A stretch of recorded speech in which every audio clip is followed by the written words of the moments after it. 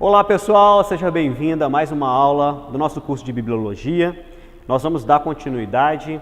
Hoje nós vamos começar falando, na verdade, a respeito da leitura da Bíblia. Como que nós, cristãos, devemos ler a Bíblia? E essa orientação é principalmente porque você que está sendo formado aqui, né? A gente está formando pessoas, nós formamos pessoas para aconselhar outros. Nós formamos pessoas para ajudar no crescimento do reino de Deus, no crescimento da igreja. Então, embora talvez para você, como ler a Bíblia seja um tema de menor importância, porque você já tem algum tempo de cristão, na sua igreja vai ter alguém que tem pouco tempo de cristão, que você como ministro, como obreiro, como pastor, vai ter que ajudar aquela pessoa a começar ali os seus primeiros passos na leitura bíblica. E essa pessoa vai se questionar a respeito sobre como ler a Bíblia. Então, por isso que nós temos esse tema nessa nossa terceira aula do curso de Bibliologia. Amém? Hoje a gente vai tratar sobre esse tema e nós vamos falar também sobre referências bíblicas. Como fazer referências bíblicas, como ler referências bíblicas e quais são as nomenclaturas mais comuns na maioria das Bíblias. Amém? Então esses são os temas da aula de hoje, que eu quero que você fique atento, porque ele é de suma importância para a evangelização e para o crescimento do reino na sua igreja local. Amém? Olha só, como fazer a leitura da Bíblia. Então essas aqui são as orientações que você deve dar para aqueles que são jovens na fé. A pessoa está começando a vida cristã, você vai ajudar ele, é para esse tipo de pessoa que nós damos essas orientações, amém? Primeira coisa, irmãos, nós entendemos que a Bíblia é um livro espiritual. Nós entendemos também que a Bíblia, você já aprendeu isso, ela é um livro humano. Deus usou pessoas para escrever. Então tem questões gramaticais e tem questões espirituais, tem questões culturais que envolvem a leitura da Bíblia. Só que a pessoa que se aproxima pela primeira vez do texto bíblico, ela não tem noção de todas essas coisas. Só que ela deve ser orientada a perceber essas nuances que existem dentro do texto bíblico, ok? Então, olha só, qual que deve ser, né, em meio a tantas leituras que a igreja tem disponível, né? Qual que deve ser a referência do cristão, principalmente nos primeiros passos, com relação à sua fé? Normalmente as igrejas têm lá um livrinho de consolidação, algumas lições de consolidação.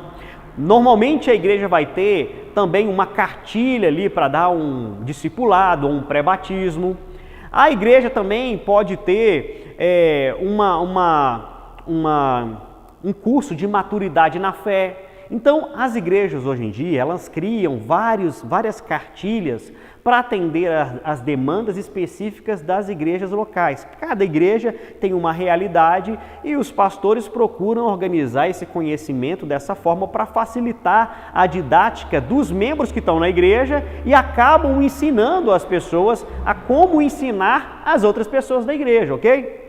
Só que nós temos que ter, isso é do ponto de vista evangélico mesmo, né? Quando eu falo evangélico, eu não estou falando de uma denominação, eu falo no sentido do evangelho no geral, que a Bíblia, ela tem que ser a principal referência do cristão.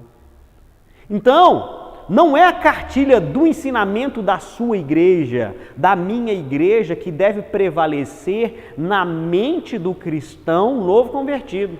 O que ele deve aprender é a genuína palavra de Deus.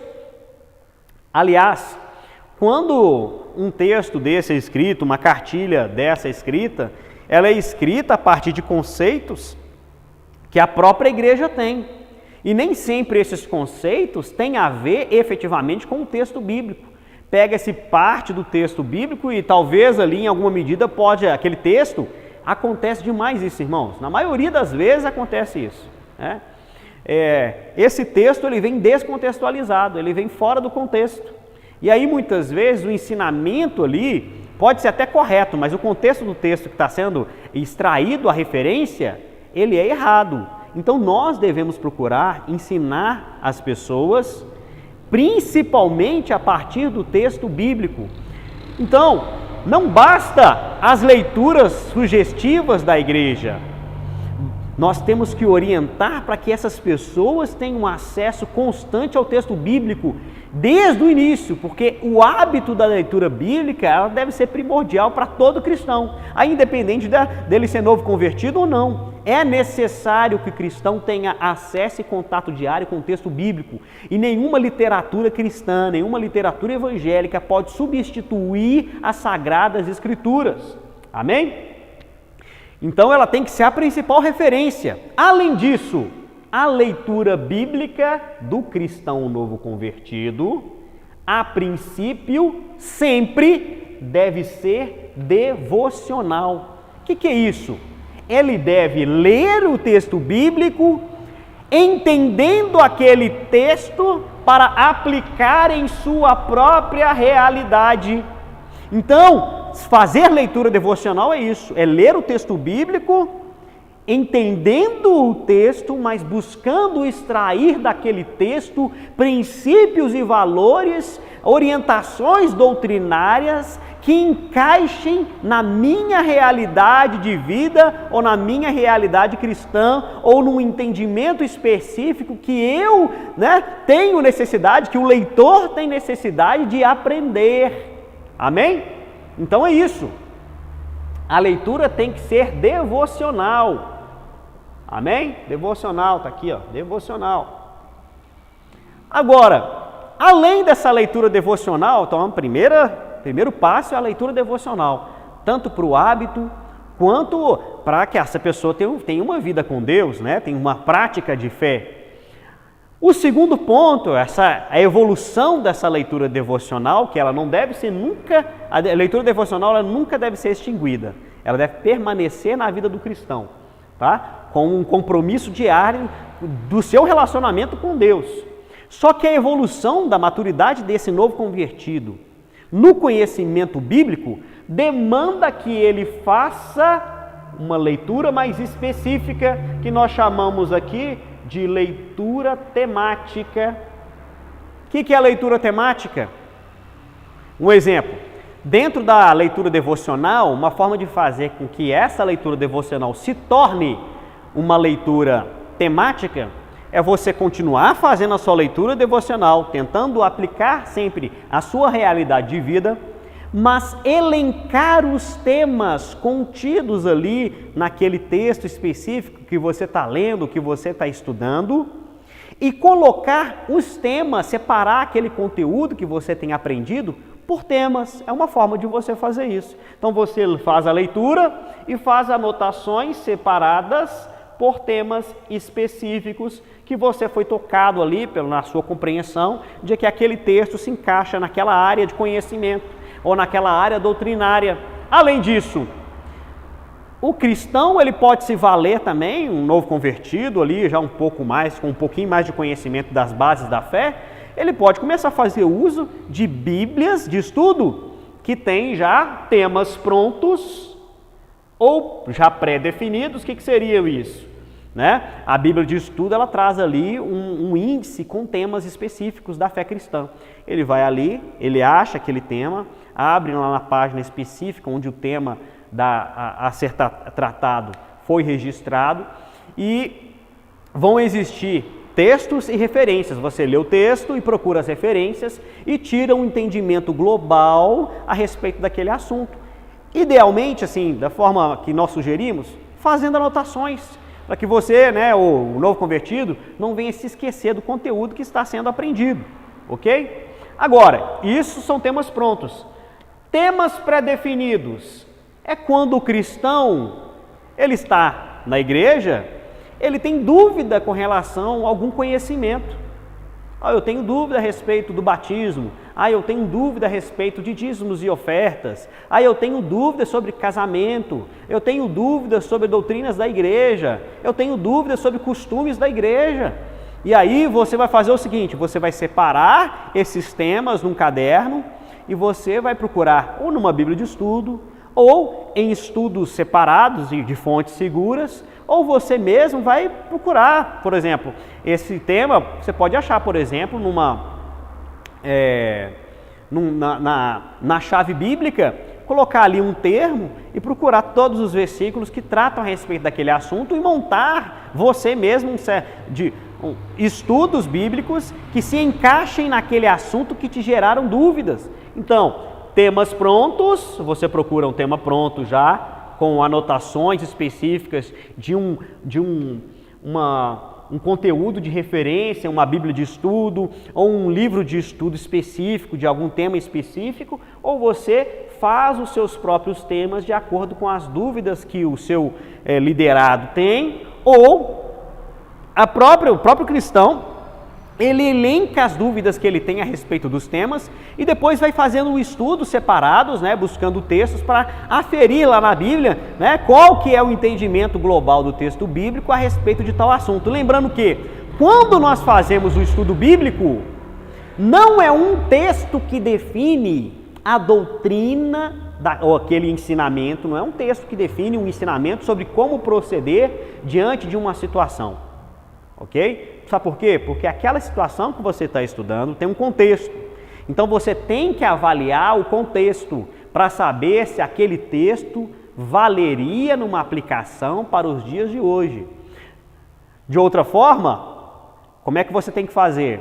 Você tem que fazer um levantamento global do texto bíblico para compreender de forma geral como o texto bíblico ensina aquele ponto específico. Amém? Então não é só com um texto bíblico que você confirma que aquele é o ensinamento correto. É a partir de toda a ética cristã. Então você precisa passar por mais de um texto.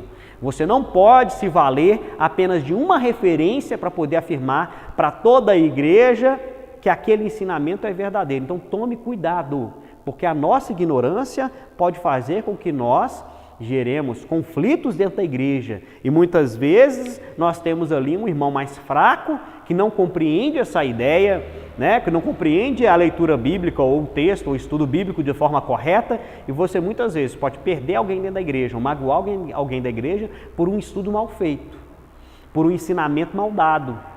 Então, o cristão ele deve perceber esses detalhes e deve buscar o seu estudo bíblico, uma forma completa da visão bíblica.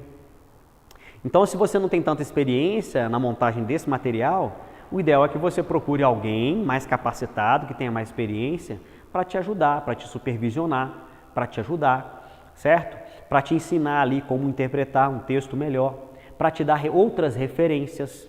Amém? Conte sempre com o seu pastor para isso.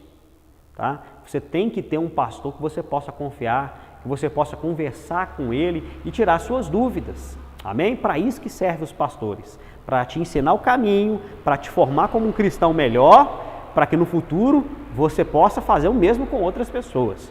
Amém? Então, é assim que nós devemos orientar as pessoas a fazerem leituras bíblicas. Além disso, a leitura deve ser acompanhada de oração. Por que nós falamos isso aqui, irmãos? Nós falamos isso aqui porque muitas vezes as pessoas ficam aí procurando referências na internet, procurando referências de pessoas que muitas vezes têm formação teológica ou faz parte ali de núcleos da cultura judaica, mas muitas vezes essas pessoas não têm comunhão com Deus, são agnósticos muitas vezes, são ateus, pessoas que têm esse hábito religioso ou não têm hábito religioso nenhum, muitas vezes extraem daqui, do texto bíblico, um conhecimento que não é gerado pelo Espírito, porque nós queremos isso, nós não queremos conhecimento por si só.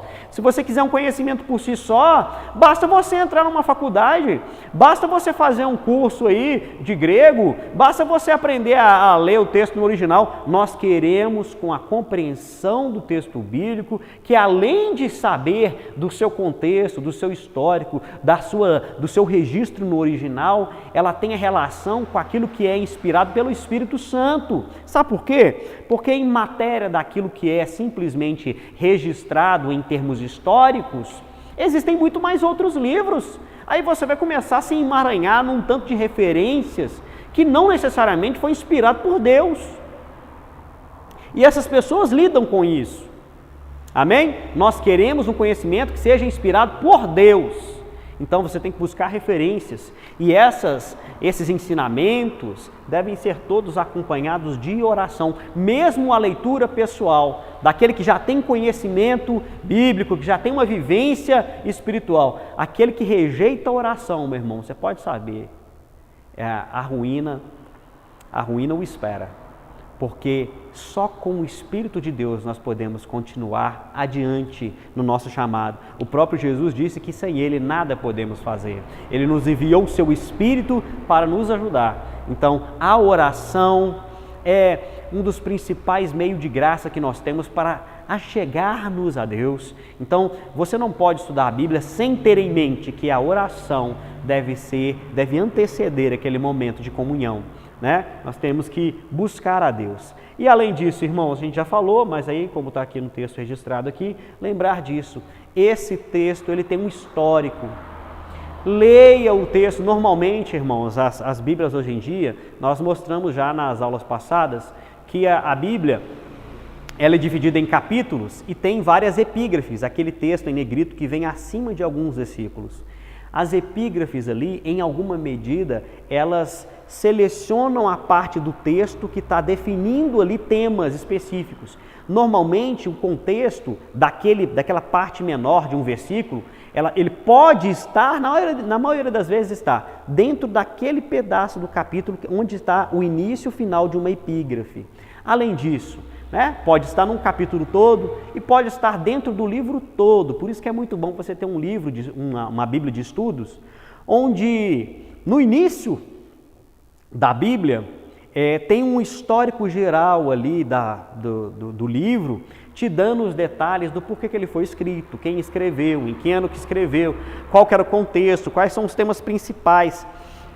Isso ali, na hora que você lê a Bíblia toda e tiver o conhecimento de todos os livros, a partir dessa visão panorâmica, você vai ter uma tranquilidade maior na hora de ensinar um texto bíblico, seja em qual livro for, né? Eu tenho percebido o seguinte, eu tenho algumas Bíblias de estudo. Eu tenho hoje em casa, eu tenho uma Bíblia Shed, eu tenho uma Bíblia Dake, eu tenho uma Bíblia Pentecostal e eu tenho uma Bíblia Thompson. E aqui até hoje eu tenho percebido assim que tem a melhor explicação contextual dos livros ali, naquelas primeiras páginas dos livros, que traz essas informações que eu acabei de citar, é a Bíblia Pentecostal, tá? Que eu posso te falar, eu raramente encontro um erro nos comentários da Bíblia Pentecostal. Então, se eu tenho uma Bíblia para te indicar a comprar, para que você tenha um conhecimento geral do texto bíblico, é a Bíblia Pentecostal. Agora, tem vários pastores aí que lançam Bíblias de estudo, e a maioria delas, sinceramente, são só para vender uma edição diferente da Bíblia e favorecer alguém financeiramente, ok? E eu tenho visto que a Bíblia Pentecostal é uma Bíblia séria, e eu ainda não encontrei erros nela. Então, assim, te recomendo fazer o uso da Bíblia Pentecostal. Deus abençoe a sua vida, vamos continuar. Então, aqui a gente termina esse tema a respeito da leitura do texto bíblico, amém? Então, por que nós devemos ler a Bíblia? Como nós devemos ler a Bíblia? Amém? Só que durante a leitura bíblica, você vai se deparar, ou a leitura de estudos bíblicos, você vai se deparar com o nosso segundo tema, que são as referências bíblicas. O que são as referências bíblicas? As referências bíblicas são uma forma de formatação para encontrar um texto. Não é só a Bíblia que tem referências. Outros livros antigos também são divididos por referências. Alguns são divididos somente em capítulos ali, obras de Platão, Essas obras mais antigas são divididas em capítulos, aí você cita para as pessoas, nós vamos ler o capítulo tal, e nesse capítulo específico, pulem para o primeiro, segundo, terceiro parágrafo, e muitas vezes não é numerado. E aí você tem que contar ali o número de parágrafos e dar a referência para a pessoa. A Bíblia, como nós vimos, também foi assim no passado. Teve um tempo específico ali que chegou a ponto de nós termos capítulos e versículos. Se você não viu as aulas passadas, se você chegou até esse vídeo somente pelo YouTube, procure no nosso site ou no nosso canal as outras aulas que explicam melhor como é que foi a formação do texto bíblico e como é que foi feita essa divisão da Bíblia em capítulos e versículos, ok? As referências bíblicas, na verdade, são um endereçamento do texto bíblico dentro do livro, capítulo e versículo de cada um dos livros que compõem a Bíblia. E onde é que nós encontramos essas referências da forma mais correta em cada uma das nossas Bíblias? No índice da Bíblia. No índice da Bíblia você vai ter lá uma página, né, no início, que vai ter o nome e vai ter pontinho, pontinho, pontinho, a página que estava lá, e talvez aqui no meio vai ter a referência bíblica. Amém? Quem define o modo de colocar referências bíblicas no Brasil é a Sociedade Bíblica do Brasil. Tá vendo? Isso aqui não necessariamente é conteúdo bíblico, mas aquele que estuda a Bíblia tem que saber, ok? Então quem define isso é a Sociedade Bíblica do Brasil. Muitas vezes você pode achar em um texto uma referência que está um pouco diferente, porque muitas vezes nós pegamos ali uma referência que foi dada numa outra regra de uma sociedade bíblica, talvez de outro país. Então tem Sociedade Bíblica da Inglaterra, tem Sociedade Bíblica Americana, então nós temos a Sociedade Bíblica do Brasil, que foi fundada pela Sociedade Bíblica da Inglaterra, tá bom? Olha só, como é que é definida pela Sociedade Bíblica do Brasil as referências bíblicas, ó. O nome do livro com 2 letras, uma maiúscula e uma minúscula, depois o capítulo, ponto, versículo. Então nós temos aí no material de vocês, ó, Filipenses, FP é o livro, Filipenses 1, capítulo 1, aqui é o capítulo, ó, capítulo, versículo 9, essa é a referência. Você encontra no índice da sua Bíblia, vai ter como o livro é referenciado. Amém? Olha só, a gente já falou sobre isso aqui, ó. Todo texto tem o seu contexto. Só que essa referência que nós pegamos aqui, Filipenses 1:9, ela também pode ser mais específica. Por exemplo, você pode achar uma referência que te faz o seguinte, ó, F maiúsculo, P minúsculo, então a gente já sabe que isso aqui é Filipenses, certo? Capítulo 1, ponto, aqui é o capítulo, certo? Capítulo. Versículo 9, B. O que é isso? O B. Parte final. Final do versículo. Está no mesmo versículo, mas está na parte final. É para você ler a parte final. E pode ser aqui também um Azinho. O A. E o A o quê? A parte inicial do versículo, a primeira parte do versículo. Então ela pode definir mais especificamente dentro de um versículo, trazendo após a citação o B para o final do versículo, a letra B minúscula, ou a letra A minúscula para o início do versículo. Além disso, as Bíblias utilizam outras referências, mesmo as Bíblias que não são de estudo, utilizam essas referências aqui, para fazer relação entre um versículo e outro, como se fosse uma chave bíblica. Então tem outras referências, modos de abreviação dentro do texto bíblico que você tem que saber. Por exemplo, SS significa ver até o fim. Então, tem um versículo. Dá um exemplo. É verso até o fim, tá certo aqui, ó. Eu que errei. Por exemplo, tá aqui, vamos colocar aqui de novo, ó. Filipenses 1:9. Vamos tirar o B aqui que a gente não vai falar sobre leitura do B. E aí, aqui, ó, do lado, SS.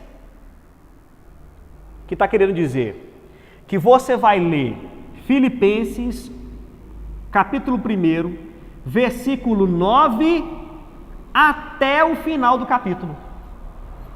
Quando tem SS, é o capítulo, o versículo e depois todos os outros versículos até o final. É raro alguém colocar isso aqui, né? É raro você ver isso, mas acontece dentro das Bíblias de estudo, dentro das Bíblias aí em geral, você vai ver isso, ok? Então, vamos colocar aqui, ó, vamos colocar aqui, ó, FP, Filipenses 1.9, para a gente trazer. Então, a gente está vendo aqui, ó, o SS primeiro, ok? Vamos lá, pessoal, olha só. O QV aqui, ó, o QV significa confira, né? Veja, ok? Veja o quê? Veja a referência. Confira a referência, ok? O CF, então pode vir também aqui no lugar do SS, o CF. Ou vem um CF na frente, ó, e a referência, ok? Confira ou compare, certo? Para você fazer a leitura de outra referência além daquela. Pode ser que aquele mesmo ensinamento esteja contido em outra referência do texto bíblico. E aí, o editor ali da Bíblia, ele te falou assim, olha, confere essa referência aqui também. Ou abra o QV, abra essa referência aqui, veja essa referência específica. Tá? Agora, o IE significa isto é.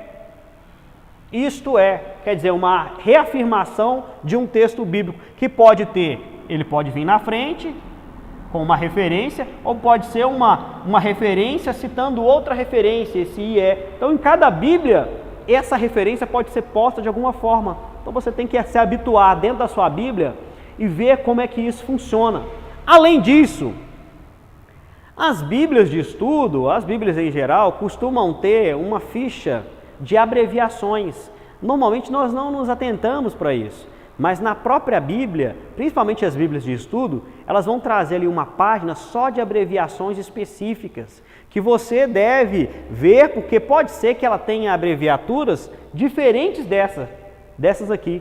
Por quê? Porque o autor ali, os autores daquela Bíblia de estudo, decidiram fazer nomenclaturas diferentes e escolheram fazer abreviaturas específicas ali para o que está sendo tratado. E pode ser que uma Bíblia esteja especificamente ali tratando sobre temas, né, diferenciados e procurou, ou específicos, né? E procurou ali ter um número maior, né, por causa do tema específico, de referências de uma determinada forma de dizer ou tratar algum termo. E aí pode também ter abreviaturas diferentes a respeito disso, né? Por exemplo, o AT, o NT do Novo Testamento, pode ser que em estudos venha essa referência. Assim como o nosso material também, toda vez que é falado, por exemplo, nós mostramos ali para você Novo Testamento, nós escrevemos Novo Testamento, e depois colocamos entre aspas, né? Entre parênteses, o NT. Toda vez que é citado depois disso Novo Testamento, nós não temos mais a palavra toda Novo Testamento, mas nós temos somente o NT, porque a pessoa já sabe que aquilo ali é Novo Testamento. Então, além das abreviaturas de referências bíblicas, podem ter também abreviaturas de termos bíblicos que talvez a Bíblia de estudo trata dele com alguma frequência. Então, para economizar ali nos caracteres de digitação ali, eles colocam só duas abreviações, ou uma abreviação daquela palavra, ok? Então é isso, irmãos. A nossa aula de Bibliologia, terceira aula, fica por aqui e eu te espero para a próxima aula em breve. Que Deus abençoe a sua vida. Amém.